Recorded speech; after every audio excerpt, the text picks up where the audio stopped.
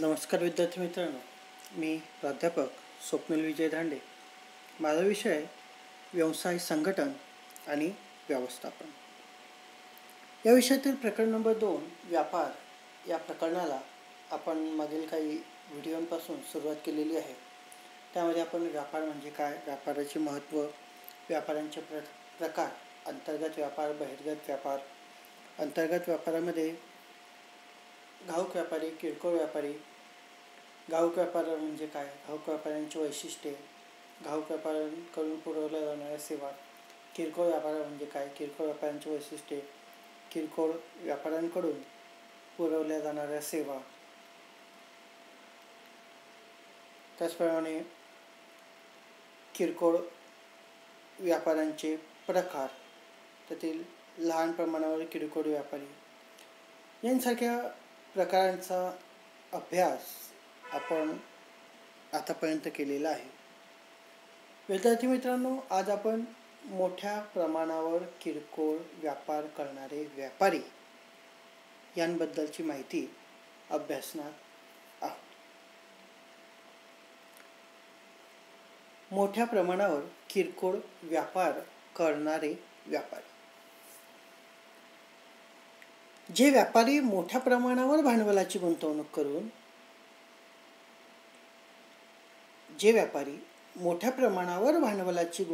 करून ग्राहकांना विविध प्रकारच्या व विविध मालाची विक्री करतात आणि आपला उद्योगधंदा व्यवस्थितपणे सांभाळतात, त्यांना मोठ्या प्रमाणावर किरकोळ व्यापार करणारे व्यापारी असे म्हणतात.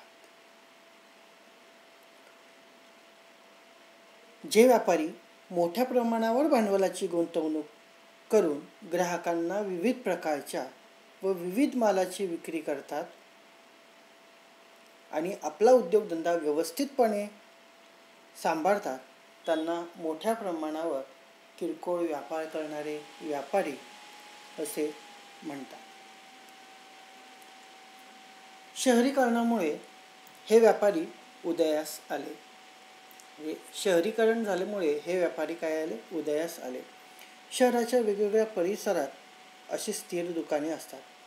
जे काही शहराचे वेगवेगळ्या परिसर आहेत, त्या शहराच्या वेगवेगळ्या परिसरात अशी स्थिर दुकाने ही असतात. मग या मोठ्या प्रमाणावर किरकोळ व्यापार करणारे व्यापाऱ्यांचे काही प्रकार आपल्याला अभ्यासायला दिलेले आहे. एक एक प्रकाराचा सविस्तर असा अभ्यास आपण करूया. पहिला जो प्रकार आहे तो म्हणजे एक छती दुकान.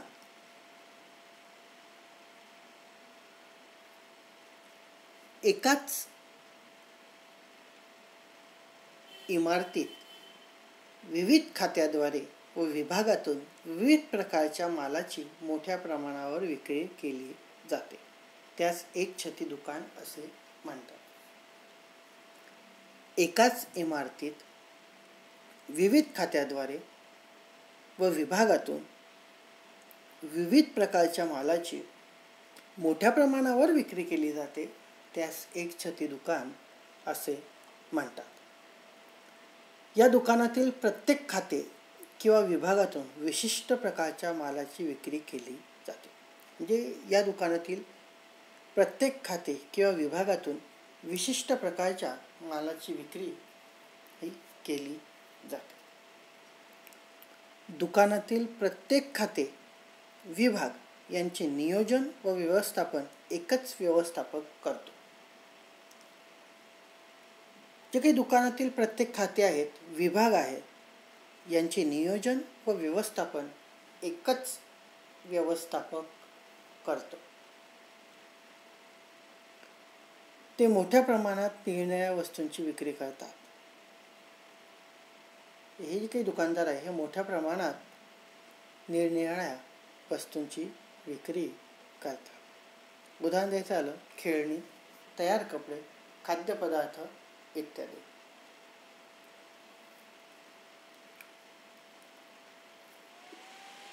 या एक छती दुकानाच्या काही व्याख्या आपल्याला दिलेल्या आहेत, काही तज्ज्ञांच्या व्याख्या आहेत,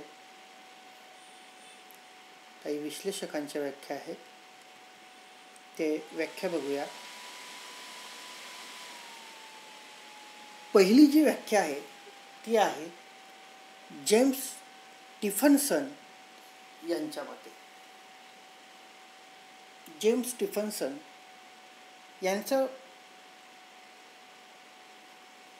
असं म्हणणं आहे की एकाच छताखाली विविध वस्तू असलेले किरकोळ व्यापार करणारे एक मोठे दुकान म्हणजे एक छती दुकान होय.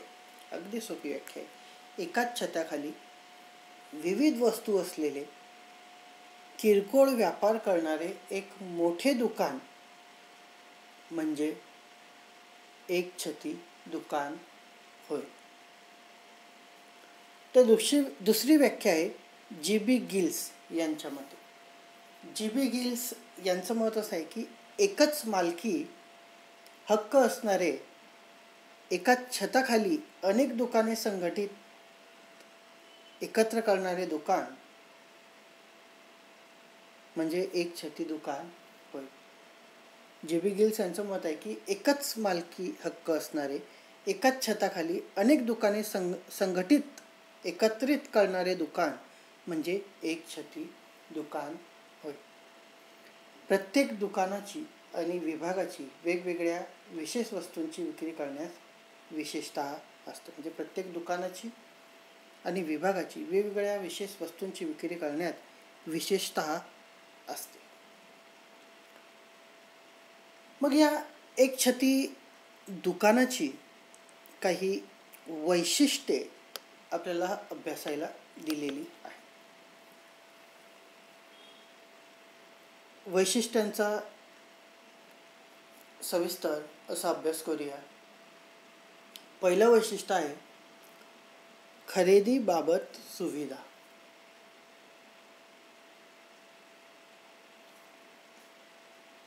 एक छती दुकानात एकाच छताखाली मोठ्या प्रमाणावर विविध प्रकारचा माल, विविध प्रतीचा माल व सेवा ग्राहकांना दिल्या जातात. एक छती दुकानात एकाच छताखाली मोठ्या प्रमाणावर विविध प्रकारचा माल, विविध प्रतीचा माल व सेवा ग्राहकांना दिल्या जातात.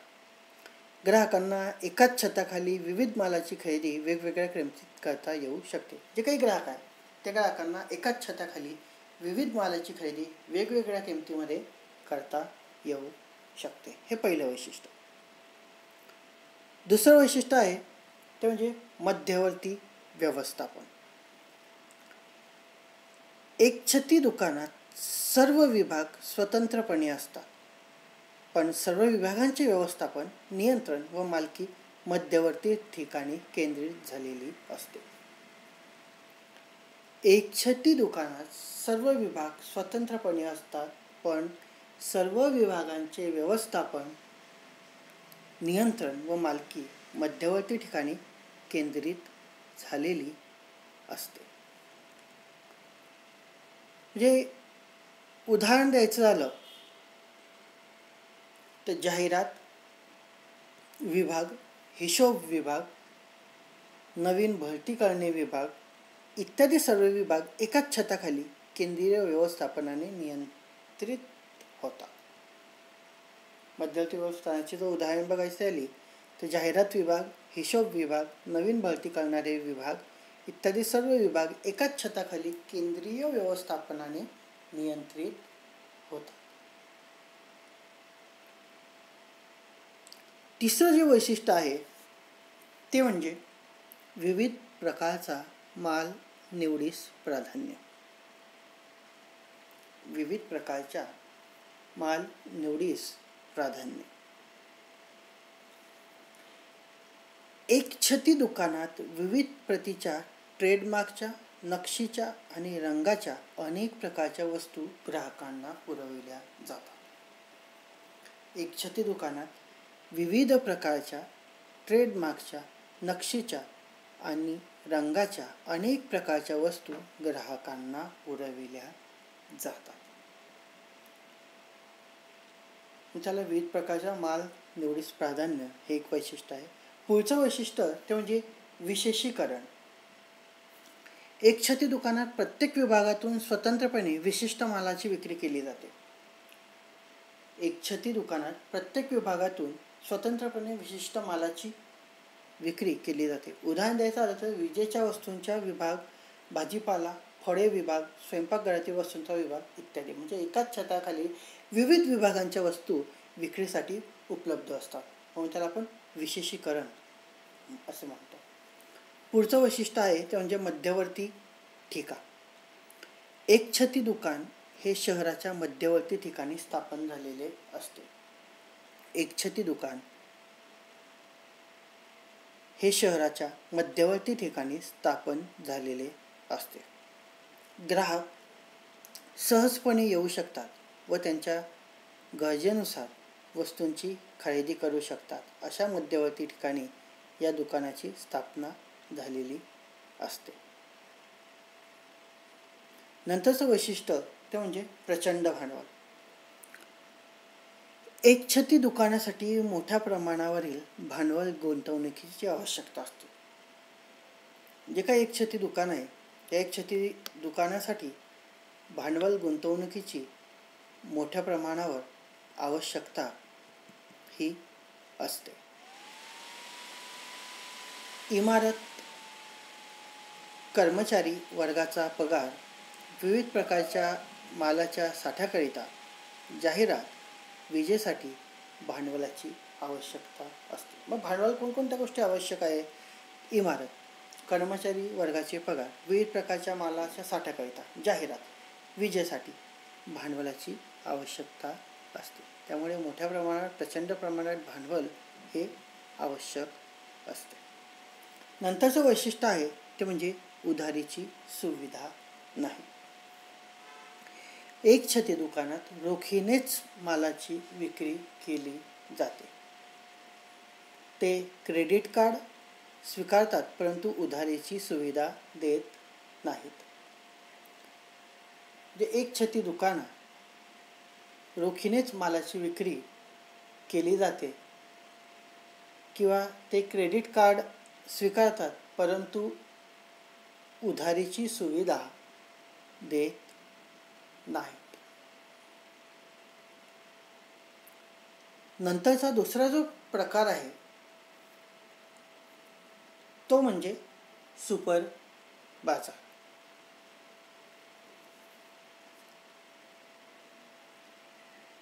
सुपर बाजार म्हणजे मोठ्या प्रमाणावर किरकोळ व्यापार संघटन होय. सुपर बाजार म्हणजे मोठ्या प्रमाणावर किरकोळ व्यापार संघटन होय. या दुकानात विविध प्रकारच्या मालाची विक्री जसे अन्नधान्याच्या वस्तू आणि जीवनावश्यक किराणा, जीन्स वस्तू, स्वयंसेवा या तत्वावर विकल्या जातात. म्हणजे सुपर बाजार म्हणजे मोठ्या प्रमाणावर किरकोळ व्यापार संघटन. या दुकानात विविध प्रकारच्या मालाची विक्री जसे अन्नधान्याच्या वस्तू आणि जीवनावश्यक किराणा, जीन्स वस्तू, स्वयंसेवा या तत्वावर विकल्या जातात. सुपर बाजारात वस्तू खुल्या मांडणीवर ठेवलेल्या असतात. सुपर बाजारात वस्तू खुल्या मांडणीवर ठेवलेल्या असतात. ग्राहक आपल्या आवडीनुसार वस्तू घेतात. त्या वस्तूंना एखाद्या ट्रॉलीत ठेवून त्या दाराजवळ घेऊन येतात, जेथे एका काउंटरला एक क्लार्क निवडलेल्या वस्तूंचे बिल बनवितो. जे सुपर बाजारात वस्तू खुल्या मांडणीवर ठेवलेल्या असतात. ग्राहक आपल्या आवडीनुसार वस्तू घेतात. त्या वस्तूंना एखाद्या ट्रॉलीत ठेवून त्या दाराजवळ घेऊन येतात, जेथे एका काउंटरला एक क्लार्क निवडलेल्या वस्तूंचे बिल बनवतो. ग्राहक बिल भरून वस्तू ताब्यात घेतो. जो काही ग्राहक आहे हा ग्राहक बिल भरून वस्तू ह्या ताब्यात घेत असतो. सुपर बाजाराची व्याख्या आपल्याला दिलेली आहे. व्याख्या बघूया. ग्राहकांना लागणाऱ्या वेगवेगळ्या प्रकारच्या विशिष्ट वस्तू, अन्न आणि घरगुती लागणाऱ्या लहान लहान वस्तूंची मोठ्या प्रमाणावर विक्री करणारे दुकान म्हणजे सुपर बाजार होय. काय व्याख्या आहे की ग्राहकांना लागणाऱ्या वेगवेगळ्या प्रकारच्या विशिष्ट वस्तू, अन्न आणि घरगुती लागणाऱ्या लहान लहान वस्तूंची मोठ्या प्रमाणावर विक्री करणारे दुकान म्हणजे सुपर बाजार होय. याची उदाहरणे आहेत बिग बाजार, डी मार्ट, रिलायन्स फ्रेश इत्यादी. ही जी काही आहेत ही सर्व काय आहेत? सुपर बाजार आहेत. म्हणजे बिग बाजार, डी मार्ट, रिलायन्स फ्रेश ही सर्व सुपर बाजाराची उदाहरणे आपल्याला दिलेली आहेत. विद्यार्थी मित्रांनो, पुढचा जो मुद्दा आहे तो म्हणजे सुपर बाजाराची वैशिष्ट्ये आपल्याला अभ्यासायला दिलेली आहे. कोणकोणती वैशिष्ट्ये आहेत? त्या सर्व वैशिष्ट्यांचा क्रमशः सविस्तरपणे आपण अभ्यास करूया.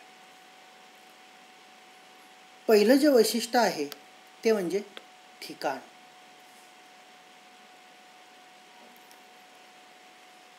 सर्वसाधारणपणे सुपर बाजाराची स्थापना व सुरुवात शहराच्या मध्यवर्ती ठिकाणी, जेथे लोकांचे लक्ष केंद्रित होईल अशा ठिकठिकाणी केली जाते. सर्वसाधारणपणे सुपर बाजाराची स्थापना व सुरुवात शहराच्या मध्यवर्ती ठिकाणी, जेथे लोकांचे लक्ष केंद्रित होईल अशा ठिकठिकाणी केली जाते. दुसरं वैशिष्ट्य आहे मालाचा प्रकार. सुपर बाजारात ग्राहकांच्या आवश्यक अशा वस्तूंची विक्री केली जाते. सुपर बाजारात ग्राहकांच्या आवश्यक अशा वस्तूंची विक्री केली जाते. उदाहरणार्थ अन्नधान्य, बंद डब्यातील अन्न, बेकरी उत्पादन, किराणा माल, स्टेशनरी इत्यादी. ते सुपर बाजारात ग्राहकांच्या आवश्यक अशा वस्तूंची विक्री केली जाते. उदाहरण द्यायचं आलं तर अन्नधान्य, बंद डब्यातील अन्न, बेकरी उत्पादन, किराणा माल, स्टेशनरी इत्यादी. कधीकधी ज्या वस्तू किरकोळ व्यापाऱ्याकडे उपलब्ध नसतात त्या सुपर बाजारात मिळतात. कधीकधी ज्या वस्तू किरकोळ व्यापाराकडे उपलब्ध नसतात त्या सुपर बाजारात मिळतात. तिसरं वैशिष्ट्य आहे ते म्हणजे स्वयंसेवा. सुपर बाजार हे स्वयंसेवा पद्धतीने चालविली जातात. सुपर बाजार आहे हे स्वयंसेवा पद्धतीने चालवली जातात. दुकानात विक्रेत्यांची नेमणूक नसते. दुकानात विक्रेत्यांची नेमणूक नसते. ग्राहक वस्तूंच्यावर छापलेल्या माहितीनुसार वस्तूंची निवड करतात. ग्राहक वस्तूंच्यावर छापलेल्या माहितीनुसार वस्तूंची निवड हे करतात. नंतरचं वैशिष्ट्य आहे ते म्हणजे वाजवी किंमत. सुपर बाजारात मोठ्या प्रमाणावर सवलतीच्या दरात मालाची खरेदी केली जाते. सुपर बाजारात मोठ्या प्रमाणावर सवलतीच्या दरात मालाची खरेदी केली जाते आणि ग्राहकांना वाजवी दरात मालाची विक्री केली जाते. सवलतीच्या दरात मालाची खरेदी केली जाते आणि ग्राहकांना वाजवी दरात मालाची विक्री ही केली जाते. नंतरचं पुढचं वैशिष्ट्य आहे ते म्हणजे भांडवल. सुपर बाजारात मोठ्या प्रमाणावर भांडवलाची आवश्यकता भासते. सुपर बाजारात मोठ्या प्रमाणावर भांडवलाची आवश्यकता भासते. म्हणून अशी दुकाने सहकारी संस्था, भागीदारी संस्था किंवा खाजगी कंपनीद्वारे स्थापन केली जात असते. सुपर बाजारात मोठ्या प्रमाणावर भांडवलाची आवश्यकता भासते म्हणून अशी दुकाने सहकारी संस्था, भागीदारी संस्था किंवा खाजगी कंपनीद्वारे स्थापन केली जात असते. उदाहरणार्थ रिलायन्स, टाटा समूह, ग्राहक पेठ इत्यादी. नंतरचं वैशिष्ट्य आहे ते म्हणजे रोखीने विक्री. सुपर बाजारात मालाची रोख स्वरूपात विक्री केली जाते. सुपर बाजार जो काय आहे तर सुपर बाजारात मालाची रोख स्वरूपात विक्री केली जाते. ग्राहकांना उधारीची सवलत दिली जात नाही म्हणून उधारी बुडवण्याचा धोका निर्माण होत नाही. म्हणजे ग्राहक आहेत त्या ग्राहकांना उधारीची सवलत दिली जात नाही म्हणून उधारी बुडण्याचा धोका निर्माण होत नाही. कॅशबॅक, परतावा योजना, लॉयल्टी योजनेमुळे रोख विक्रीमध्ये वाढ होते. म्हणजे कॅशबॅक योजना, परतावा योजना, लॉयल्टी योजनेमुळे रोख विक्रीमध्ये वाढ ही होत असते. नंतरचं वैशिष्ट्य आहे ते म्हणजे बांधणी. सुपर बाजारात मालाची विक्री करताना वस्तूच्या बांधणीला महत्त्वाचे स्थान असते. सुपर बाजारात मालाची विक्री करताना वस्तूच्या बांधणीला महत्त्वाचे स्थान असते. बांधणीवर मालाचा तपशील, दर्जा, वजन, किंमत आणि साहित्य इत्यादींचा उल्लेख केला जात असतो. जी काही मालाची बांधणी आहे त्या बांधणीवर मालाचा तपशील, दर्जा, वजन, किंमत आणि साहित्य इत्यादींचा उल्लेख केला जात असतो. आणि नंतरचं आणि शेवटचं वैशिष्ट्य म्हणजे प्रेरणादायक खरेदी. आकर्षक बांधणी आणि योजना ग्राहकांचे मन वळवितात. आकर्षक बांधणी आणि योजना ग्राहकांचे मन वळवितात आणि न लागणाऱ्या वस्तू देखील ते विकत घेतात. ग्राहक उत्तेजित खरीददार होतो. म्हणजे बघा, खूप वेळा असं असतं की आपण मॉलमध्ये जातो.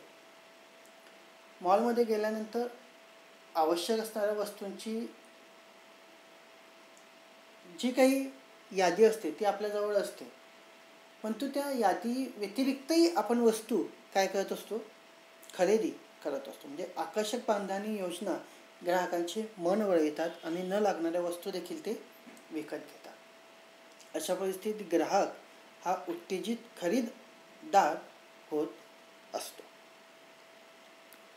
विद्यार्थी मित्रांनो, अशा रीतीने आज आपण मोठ्या प्रमाणावर किरकोळ व्यापार करणारे व्यापारी